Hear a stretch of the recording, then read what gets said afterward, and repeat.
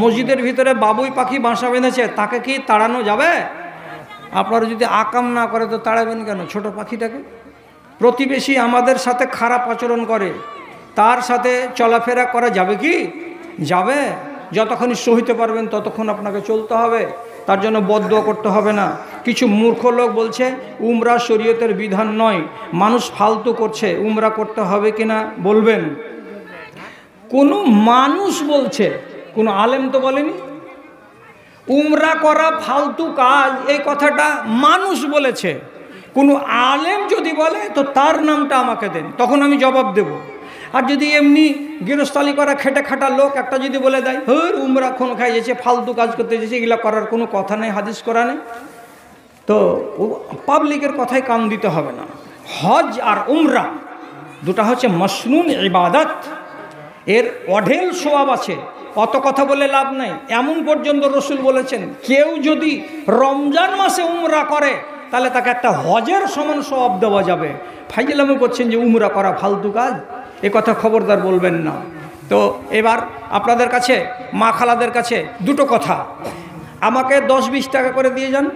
1, 2 নম্বর কথা, মা খালারা নফল রোজা খুব রাখে। নফল রোজা কত রকমের আছে খালারা জানো? আর কোন রোজার কতখানি সওয়াব আছে জানো? ভাই বেরাদার, আপনারা যারা নফল রোজা রাখেন তারা জানেন যে নফল রোজার কত রকমের হয় আর কয়টা কি সওয়াব আছে? যদি বলেন যে জানবো, তাহলে ঠিক আমার সামনে ওই যে দেখছেন উত্তর দিকে গাড়িখানটা, ওই গাড়িটার গোড়া দিয়ে যান, ওইখানে আপনাকে 100 পাতার একখানা বই দেওয়া যাবে। বইটার নাম হলো রাইয়ান। সেই বইখানা পড়ে যত নফল রোজা আছে তার বিধি বিধান জানতে পারা যাবে, ফজিলত কত, সওয়াব কত, সব জানা যাবে। আপনি 30টা টাকাকে ভারী মনে করিয়েন না, আপনার আওলাদ শিখবে। একটু দয়া করে ওই ট্যাক্সিটার গোড়া দিয়ে যান, আর যে একখানা কিতাবগুলো নিজের পরিবারের। উত্তরপ্রদেশের ট্রেনে চড়ে যদি তুমি প্ল্যাটফর্মে খালি নমাজে দাঁড়িয়েছো, পুলিশ এসে তোমার পাছাকে পিটিয়ে লাল করে দিয়ে বলবে এটা কি তোর বাপের জায়গা, এখানে নমাজ শুরু করেছিস? মানে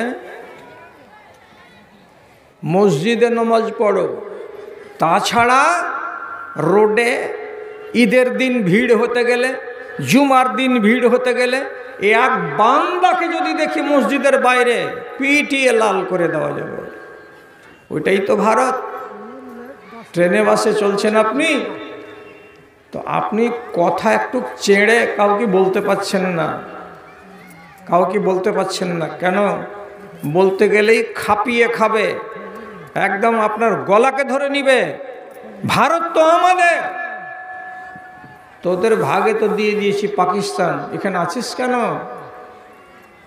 অথচ জন্মেছি ভারতের মাটিতে, আজাদ করেছি ভারতবর্ষকে রক্ত দিয়ে, মরব ভারতবর্ষের মাটিতে।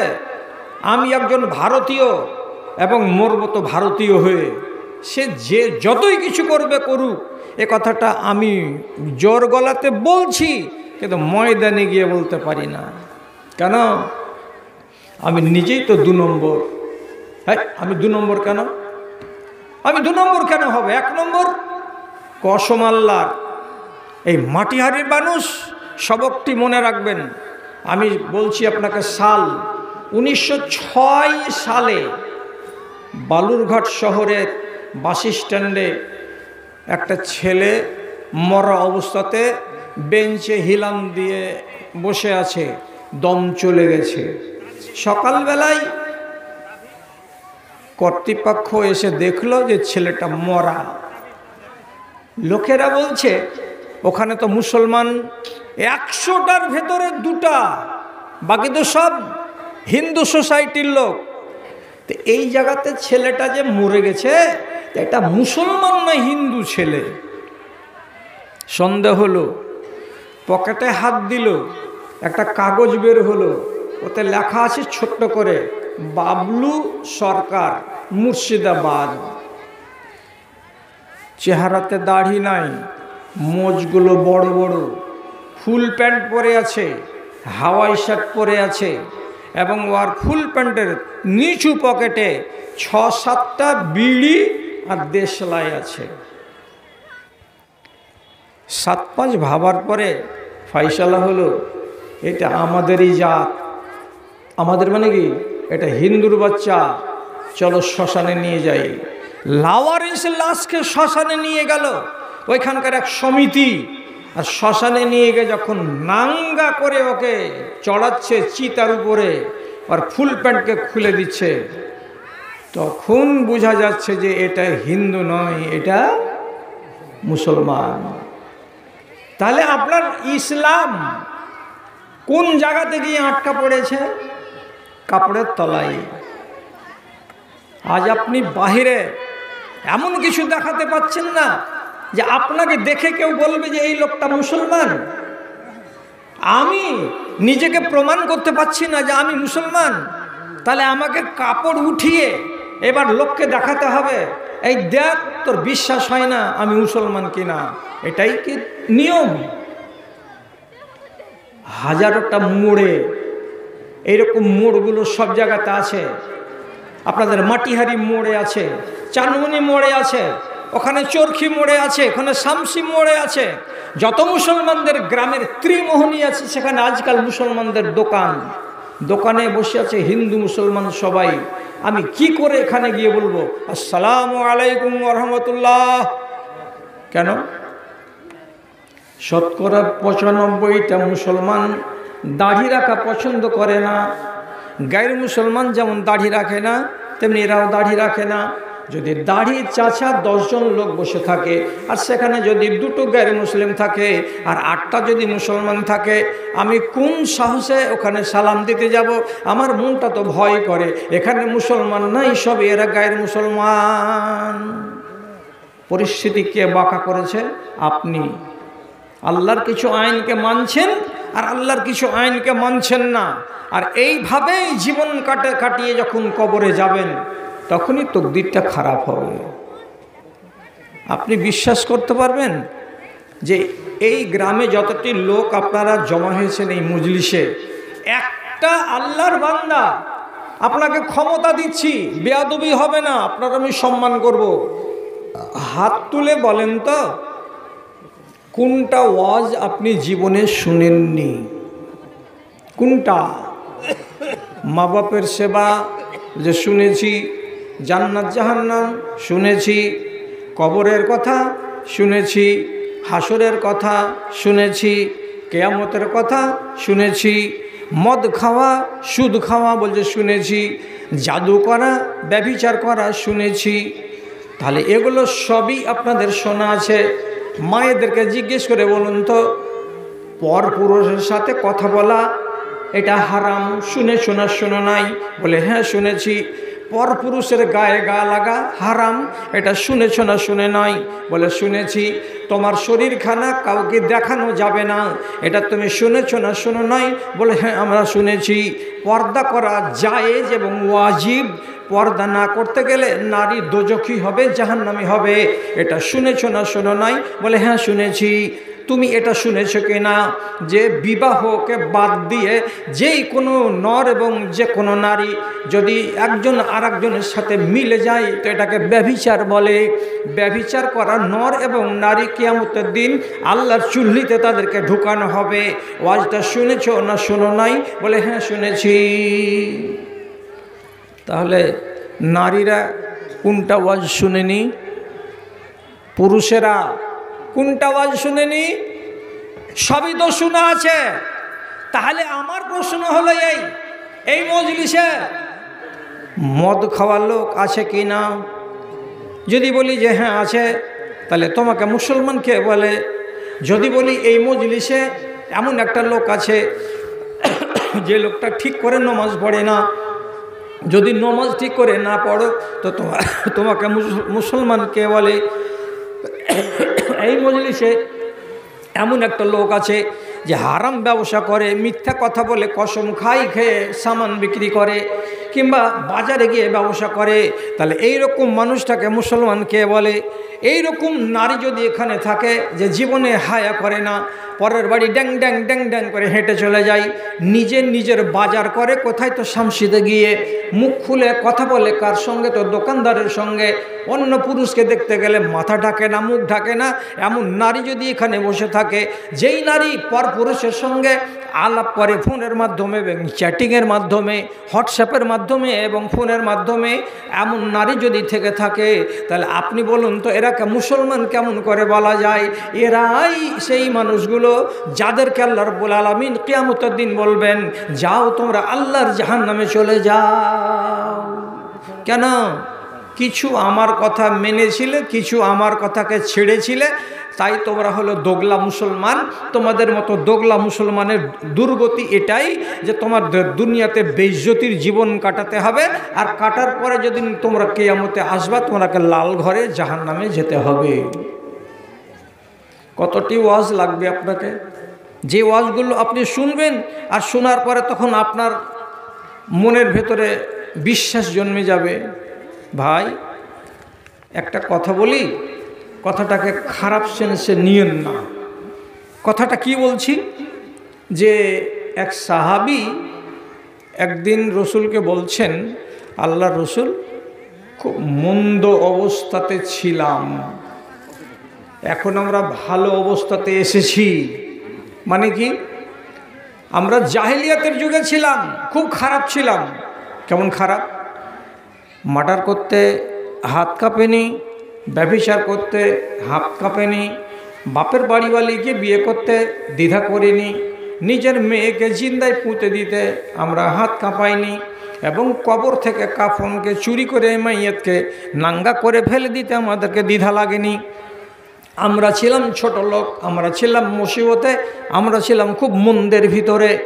ইসলাম যখন এলো তখন মদ চলে গেল, সুদ চলে গেল, চুরি চলে গেল, ডাকাতি চলে গেল, মেয়েদের বেইজ্জতি দূর হয়ে গেল। আমরা আর আগেকার মতো মূর্খ হয়ে রইলাম না, আমরা ইজ্জতওয়ালা জাতি হয়ে গেলাম।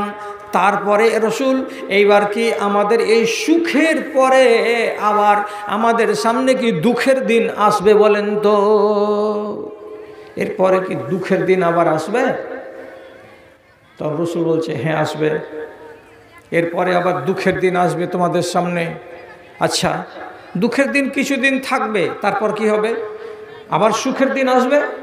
তো রসুল বলছেন, হ্যাঁ, আবার ইসলাম ফিরে আসবে, আবার তোমরা সুখের দিন পাবে।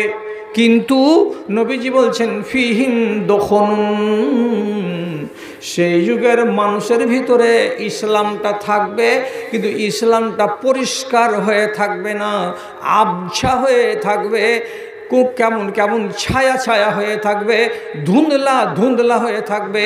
পরিষ্কার ইমানের লোক পাওয়া যাবে না, পরিষ্কার দিন ইসলাম চোখে দেখতে পাবে না।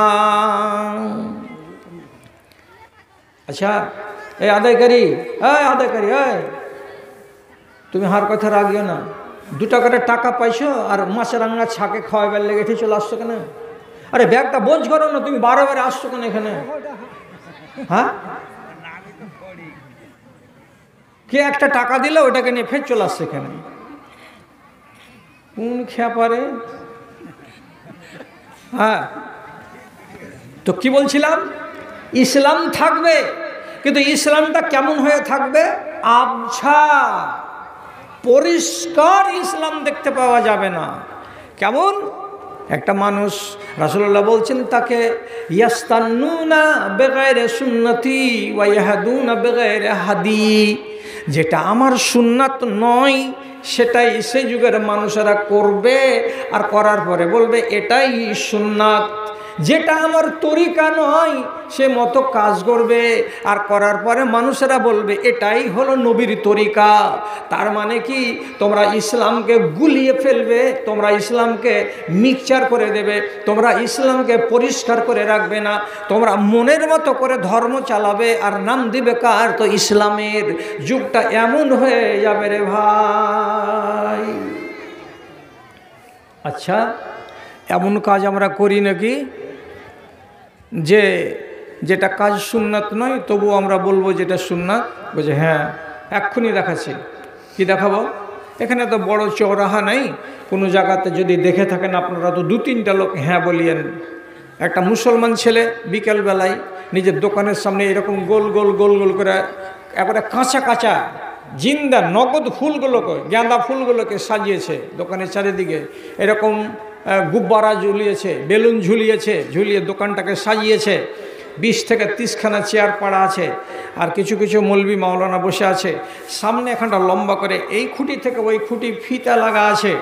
এবার কিছুক্ষণ পরে তখন হলো কি, একটা প্লেটে করে কেঁচি নিয়ে আসলো, আর কেঁচিটা দিয়ে একটা নাম ধরলেন। কি নাম? আর বলছে মুজিবুর রহমান। এটা কি কাজ করে? তো বলছে এটা আমাদের পঞ্চায়েতের মেম্বার, ইজ্জতওয়ালা লোক, সম্মানওয়ালা লোক। ওকে দিয়ে কাঁচি দিয়ে ফিতাটাকে কাটানো হলো, এটা দোকান ঘরে ঢুকানো হলো। আর তার আগে ওই জায়গাতে 3-4টা মৌলবি তালবেলিমকে নিয়ে এসে কোরআন পড়ানো হলো। এবার এটা কি হলো? তো বলছে এইটা দোকানটার উদ্বোধন করা হলো। আচ্ছা, কোনো বাড়ি, কোনো দোকান যদি উদ্বোধন করতে হয়, তো তাহলে উদ্বোধনের এটা তারিকা। ফিতা রাসূলুল্লাহ কেটেছিলেন, এমনি করে ফুল টাঙিয়েছিলেন আর বেলুন টাঙিয়েছিলেন, আর এরকম করে 50খানা চেয়ার টাঙিয়ে লাগিয়ে লোককে ডেকে এনেছিলেন, আর 10টা মৌলবি সাহেব তালবিলিমকে ডেকে এনে কোরআন পড়িয়ে দিয়েছিলেন। আর দেওয়ার পরে তখন তোমার বাড়িতে ঢুকার কালে, তোমার দোকানে ঢুকার কালে এরকম করে ফিতা কাটিয়ে শিরকিয়া কাজ আল্লাহ পাক রসুল করেছিলেন। এরপরে 30 টাকার একটা করে প্যাকেট সবাই মিলে খেলাম, চলে আসলাম। কি কাজ করে এলে? নেক কাজ। কেমন নেক কাজ? বলছে ওর বাড়িটাতে দোয়া দিয়ে এলাম। দোয়া দিতে গেলে তো তার আগে কি কি করেছিলে? বুঝে বলো কথা মনে নেই। এটা আল্লাহ পাকের নবীর মোটেই সুন্নাত নয়, তথাপি এক যুগের লোকেরা এটাকে করবে, আর ওরা বলবে এটার নাম ইসলাম। এই হলো ধুন্দলা ইসলাম, এই হলো অস্পষ্ট ইসলাম। আপনি করবেন। আর একটা বলি, মানতে পারবেন কি পারবেন না? বেটির বিয়ে লেগেছে, গলিতে সামিয়ানা টাঙিয়েছেন, সামিয়ানা টাঙার পরে 150খানা চেয়ার লাগানো আছে, চেয়ার লাগিয়ে দিয়েছেন, দিয়ে রাতের বেলায় বাড়ির ভেতরে ডিজে বাজছে, ধুমধাম ধুমধাম ধুমধাম। তারপরে কি হচ্ছে, মেয়েরা মেয়েদের ঘরের ভেতরে ওরা মানে যত রকমের ফাটাফাটি গীত আছে গলা ফেড়ে ফেড়ে দেশবাসীকে শুনিয়ে গাইছে। আর মেয়েরা আবার মেয়েদের মাঝখানে নাটক করছে, নাচছে, ডান্স করছে, সবই কিছু করছে।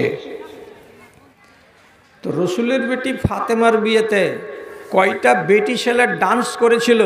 আপনার গ্রামের পড়াশোনা মেয়েগুলাকে জিজ্ঞেস করবেন, ক্লাস 10-এর কোনো বইয়ে, ক্লাস 9-এর কোনো ইসলামী ইতিহাসের বইয়ে যদি তুমি পড়ে থাকো তো তুমি দেখাও, তোমার কাছে দেখতে চাই। ওদের বিয়েতে যদি এত লম্বা চওড়া প্যান্ডেল না হয়, আর রাতের বেলা যদি ডিজে না বাজে, তো তোমার বিয়েতে যদি ডিজে বাজে আর এত বড় লম্বা চওড়া প্যান্ডেল হয়, আর এতগুলো লোক যদি সারা রাত এই আনন্দ উল্লাস করে একটা মেয়ের বিয়েতে, এটা কি? আপনারা সবাই বলবেন বিহা যে সুন্নাত জীবন বিষয়, হ্যাঁ সুন্নাত পালন করার জন্য এতগুলো ফালতু আয়োজন করেছেন, আর করে আপনি বলছেন এটাকে কি সুন্নাত? আল্লাহর কসম খেয়ে বলছি এগুলো সুন্নাত নয়, এগুলোকে সুন্নাতকে কচু কাটা, এইটা আসল সুন্নাত নয়। এটা যারা করে তারা অন্যায় করে, এতে রব্বুল আলামিনের নবীকে কোনোদিন রাজি করা যাবে না। ছাড়েন, কে মানে আর কে মানে না? একটা জুলুম দেখতে পাচ্ছি বর্তমান জমানাতে। আল্লাহ তুমি আমাদেরকে একটু মুক্তি দিয়ে এতে থেকে। গাঁ ঘরে হয়নি তো টাউন বাজারে যতগুলো লোক এই গ্রামের বাড়ি থেকে উঠে কিছু পয়সাওয়ালা লোক বাজারে বাড়ি করেছে, তাদের বড় লোকই দেখতে গেলে আপনার চোখ দিয়ে ধোঁয়া উঠে যাবে। দেখা মনে হয় না যে এরা চানমুনি এলাকার লোক, দেখা মনে হবে না এরা বাটনা এলাকার লোক, এরা প্রত্যন্ত গ্রামের লোক। মনে হবে এরা 7 পিঁড়ি ছিল কোনো ব্যারিস্টার আর কোনো কোটিপতি জমিদারের ছেলে। এরকম ব্যবহার এরা করছে। কেমন?